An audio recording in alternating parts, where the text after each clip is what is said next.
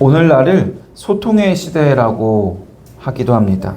그만큼 인간관계에서의 소통이 참 중요한 시대입니다. 과거의 시대보다 사람들의 개성이 다양해지고 또 표현도 많아졌기 때문에 서로 다른 사람들을 아우르고 서로 잘 통하게 하는 그 소통의 능력이 참 중요해졌습니다. 또 지난 6월에 한국은행에서 한 보고서를 발표했는데 인공지능, AI의 시대가 가까워지면서 자동화 기술이 대체하기 어려운 팀워크 능력이나 소통과 같은 사회적 능력, 소셜 스킬이 참 더 중요해질 것이라고 전망했습니다. 이처럼 소통의 중요성과 가치는 더 커지고 있는데 현실을 보면 오히려 사람들의 소통 기술과 능력은 퇴보하고 있는 것 같습니다.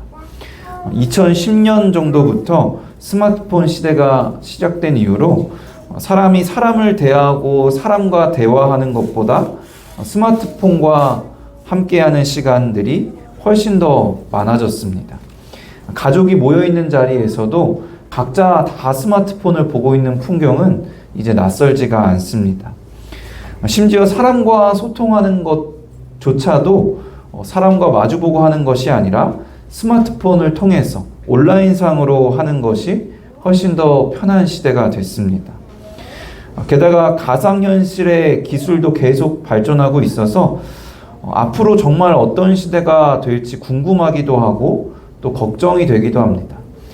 30대 이상의 분들은 그나마 스마트폰 시대 전에 자라왔고 또 생활을 하셨기 때문에 그나마 어느 정도 소통의 기술이 있다고 볼 수 있는데 요즘 자라나는 아이들, 스마트폰의 시대에 태어나서 자라는 아이들을 보면 그 아이들이 나중에 어떻게 소통을 할지가 참 걱정이 되기도 합니다.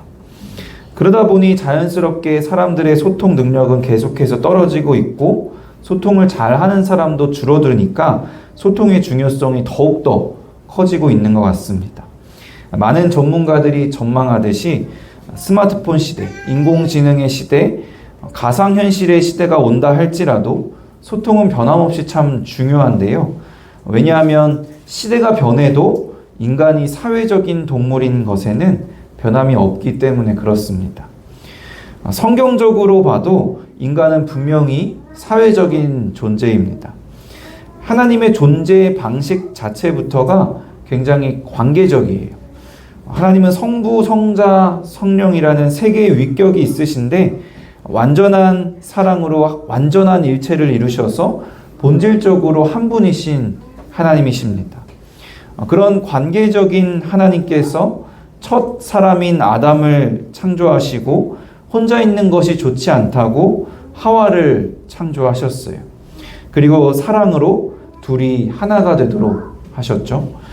교회도 그렇습니다. 지난 5월에 우리가 함께 나눴듯이 성도들이 모여서 하나가 되도록 하셨어요. 이처럼 하나님께서는 우리에게 가정과 교회라는 공동체를 주셨고 관계를 갖게 하셨습니다. 그러니까 성경적으로도 우리는 분명 관계적인, 사회적인 존재입니다. 그래서 그리스도인에게도 소통은 참 중요합니다. 그렇다면 그리스도인들은 어떻게 소통을 해야 할까요? 먼저 우리가 분명히 해야 하는 것은 소통하는 데 있어서도 우리는 세상과 다르게 거룩해야 한다는 것입니다. 로마서 12장 말씀은 그리스도인의 생활에 대한 말씀을 하고 있는데 우리가 거룩해야 함을 강조하며 시작하고 있습니다. 로마서 12장 1절 2절 같이 한번 읽어볼까요? 그러므로 형제들아 내가 하나님의 모든 자비하심으로 너희를 권하노니 너희 몸을 하나님이 기뻐하시는 거룩한 산 제물로 드리라. 이는 너희가 드릴 영적 예배니라. 너희는 이 세대를 본받지 말고 오직 마음을 새롭게 함으로 변화를 받아 하나님의 선하시고 기뻐하시고 온전하신 뜻이 무엇인지 분별하도록 하라. 그리스도인은 자신을 거룩한 산 제물로 드려야 하고 이 세대를 본받지 말고 마음의 변화를 받아 하나님의 선하시고 온전하신 뜻을 분별하고 본받아야 합니다. 그러니까 당연히 소통의 방법에 있어서도 그리스도인은 세상의 방법을 본받는 것이 아니라 하나님의 뜻을 본받아야 합니다. 그리고 계속 이어지는 그리스도인의 생활에 대한 로마서 12장 말씀은 조금 더 정확하게 표현하면 그리스도인의 관계, 그러니까 소통에 대한 말씀이 이어집니다. 3절부터 13절까지는 교회 안에서 믿음의 형제를 대하는 방법에 대해서 말씀을 하고 14절부터 21절까지는 세상 사람들을, 교회 밖에서 사람들을 대하는 방법에 대해서 말씀합니다. 믿음의 형제를 대하는 방법에 대해서는 지난 5월에 가정과 또 교회에 대한 말씀을 나누면서 많이 다뤘기 때문에 오늘은 뒷부분에 나오는 교회 밖의 세상 사람들을 대하는 방법에 대해서 함께 말씀을 나누고자 합니다. 그리스도인들은 세상과 어떻게 소통해야 할까요? 첫째로 축복해야 합니다. 본문 14절 다시 한번 같이 읽어볼까요? 너희를 박해하는 자를 축복하라. 축복하고 저주하지 말라. 첫 번째부터 그리스도의 소통은 분명히 세상과 다르다는 것, 거룩하다는 것을 알 수 있습니다. 우선 세상 사람들에 대해서 너희를 박해하는 자라고 말씀합니다.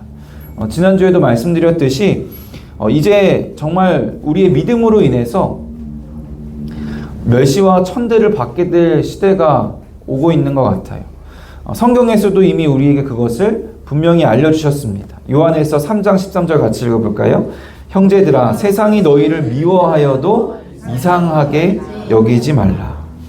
세상과 구별된 거룩한 생활, 거룩한 가치관을 갖고 살 때 세상이 우리를 미워하는 것은 너무나도 당연한 것이라는 말씀입니다. 그리고 거기에 더 나아가서 우리를 미워하는 세상을 우리도 미워하거나 아니면 맞서 싸우거나 아니면 우리의 입장을 항변하거나 아니면 세상을 아예 외면하고 피하거나 아니면 세상에게 미움을 받지 않기 위해서 세상과 비슷해지는 것이 아니라 그리스도인은 우리를 미워하는 것을 이상하게 여기지 말고 세상을 축복해야 한다는 겁니다. 비록 세상은 우리를 미워하고 멸시하고 천대할지라도 우리는 그들을 사랑함으로 축복해야 합니다. 그리고 그 축복의 내용은 무엇보다 그들이 예수님을 만나고 영원한 복을 받길 소망하는 것일 겁니다. 저희 가정이 사랑하는 마음으로 또 축복하는 마음으로 많은 세상 사람들을 만나서 섬기고 있는데요. 사람들을 만나면서 세상에서 그리스도인의 역할이 참 필요하다는 생각이 들었습니다. 세상은 그리스도인을 필요로 하지 않고 그리스도인을 미워하고 멸시천대하지만 사실 그리스도인의 입장에서 세상을 볼 때는 세상에 그리스도인의 역할이 너무나 필요합니다. 세상에서 외롭고 지쳐있고 우울하고 방황하고 따뜻한 관심과 깊은 관계를 갈급해하는 영혼들이 너무나 많아요. 그 갈급함들을 채워줄 수 있는 것이 무엇이겠습니까? 세상에서는 그 갈급함을 채워줄 수가 없어요. 그 영혼들을 그리스도인들이 하나님의 마음으로, 하나님의 사랑으로 섬겨야 합니다. 세상이 알지 못하는 하나님의 사랑만이 그 갈급함의 문제를 해결할 수 있다는 것을 우리는 분명히 알고 있기 때문입니다. 그들이 하나님이 우리에게 맡기신 귀한 영혼들인 줄로 믿고 하나님의 사랑으로 그들을 섬기고 그들이 예수님을 만나도록 그들을 위해 간절히 기도하는 것이, 그들에게 간절히 축복하는 것이 그리스도인이 세상과 소통하는 방법입니다. 우리가 박해를 받더라도 오히려 축복할 수 있는 이유가 분명히 있어요. 마태복음 5장 10절 같이 읽어볼까요? 의를 위하여 박해를 받는 자는 복이 있나니 천국이 그들의 것입니다. 우리가 예수 그리스도를 믿음으로 인해 박해를 받는다면 그것이 우리에게 오히려 복의 증거이기 때문에, 천국이 우리의 것임이 확증되는 것이기 때문에 우리는 박해를 받더라도 오히려 기쁨으로 섬기고 축복할 수 있는 겁니다. 둘째로 우리는 세상과 소통할 때 공감해야 합니다. 본문 15절 같이 한번 읽어볼까요? 즐거워하는 자들과 함께 즐거워하고 우는 자들과 함께 울라. 세상 사람들을 단지 섬기는 데서 그치는 것이 아니라 그들과 마음을 같이 하면서 그들의 마음에 깊이 공감해야 합니다. 사실 저도 MBTI의 T 성향이 굉장히 강해서 사람들을 만나고 섬기면서도 공감해 주는 것이 개인적으로 참 어렵더라고요. 힘든 것들을 얘기하면 잘 들어주기는 하는데 함께 아파하고 함께 울어주는 것이 아니라 속으로는 내심 별일도 아니라고 생각하거나 이건 이렇게 해결하면 될 텐데 라고 생각하거나 그것도 아니면 예수님 몰라서 저렇게 힘든 건데 라고 생각하고 있을 때가 참 많습니다. 그런데 그리스도인들은요, 공감 능력을 반드시 키워야 돼요. 사실 공감은 그리스도인의 아주 중요한 정체성이기 때문입니다. 예수님이 우리에게 공감의 본을 보여주셨거든요. 세상에서도 공감 능력을 아주 중요한 능력으로 여기지만 진정한 공감 능력을 갖기 쉽지 않습니다. 공감할 수 있는 비결을 세상은 모르기 때문이에요. 진정한 공감은 오직 예수님께 배울 수 있습니다. 진정한 공감은 하나님의 마음에서 나오는 것이에요. 히브리서 4장 15절 같이 읽어볼까요? 우리에게 있는 대제사장은 우리의 연약함을 동정하지 못하실 리가 아니요 우리 모든 일에 우리와 똑같이 시험을 받으시니로되 하나님의 아들이신 예수님께서 사람의 몸으로 이 낮은 곳에 오셔서 우리의 비참함을 이해하시고 더구나 멸시와 천대를 받는 낮은 자의 모습으로 사시면서 아픔과 고통을 겪으셨습니다.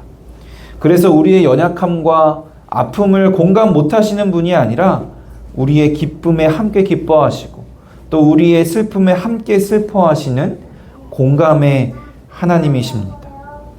예수님께서 그렇게 우리와 함께 하시며 공감해 주셨기 때문에 우리도 예수님이 우리에게 하셨던 모습처럼 세상 사람들과 함께하며 그들을 찾아가서 함께하며 그들과 공감해야 합니다.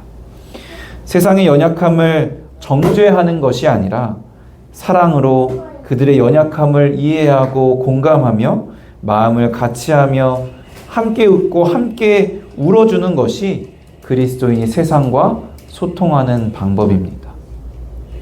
셋째로 겸손해야 합니다. 본문 16절을 같이 한번 읽어볼까요? 서로 마음을 같이하며 높은 데 마음을 두지 말고 도리어 낮은 데에 처하며 스스로 지혜 있는 채 하지 말라. 세상 사람들은 더 높은 자리에 있는 것을 목표로 합니다.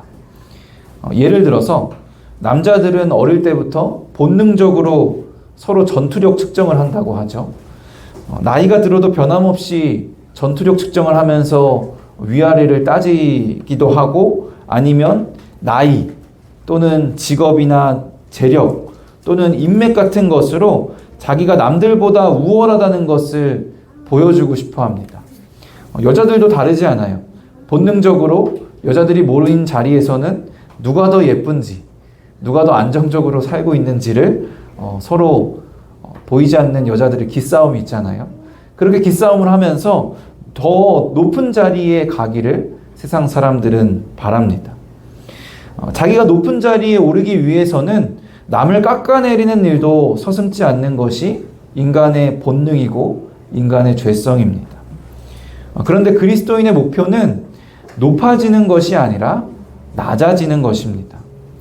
하나님과의 관계에서 우리가 겸손히 낮은 마음을 가져야 할 뿐만이 아니라 사람과의 관계에서도 우리는 겸손히 낮은 마음을 가지고 낮은 데에 가기를 소망해야 합니다.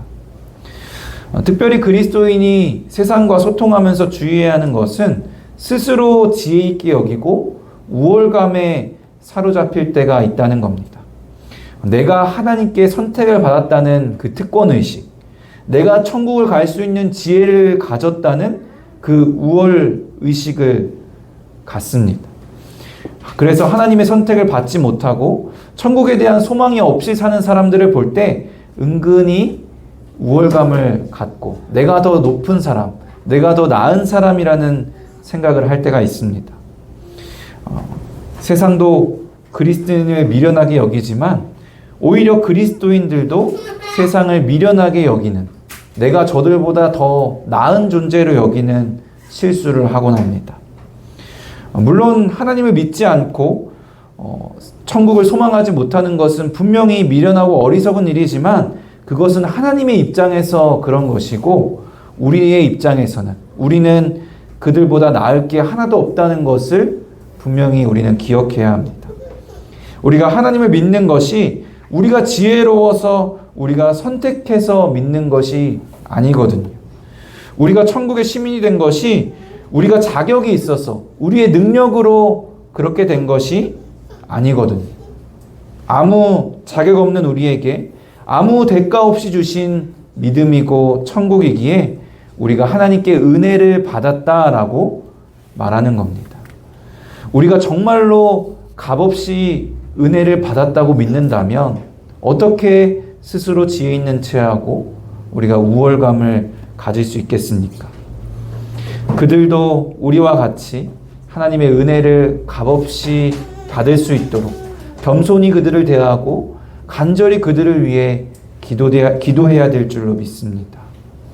하나님의 은혜를 받은 자로서 늘 겸손한 마음으로 낮은 데에 처하는 것이 그리스도인이 세상과 소통하는 방법입니다. 마지막 네 번째로 용서해야 합니다.